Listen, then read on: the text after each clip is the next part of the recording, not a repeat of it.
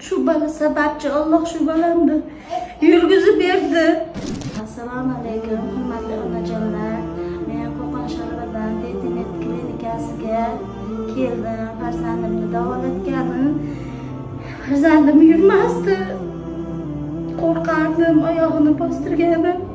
2-3 kundayoq bolajonim 4-5 qadam tashladi. Men kutmagan edim. Bu men uchun juda katta yutuqlar bo'ldi. Ichimda hech yorug'lik bo'lmasdi. Ichimda sham yonmasdi. Bu kunni qancha kutgandim. 3 yildan beri davolataman. Bolam shakka kelib 2-3 kundayoq yurib ketdi. Alhamdulillah, Allohga shukr.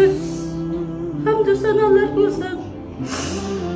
Shu qatori Detinet xodimlari hammalariga, Abdulaziz Umatovga alohida minnatdorchiligimni bildiraman. Shu yerga mehnatlarini sindirib, shu bolajonlarni o'ylab bir xayrli ishga qo'l yuribdilar. Alloh hamisha ularni o'z panohida asrasin. Hamisha omadlarini bersin.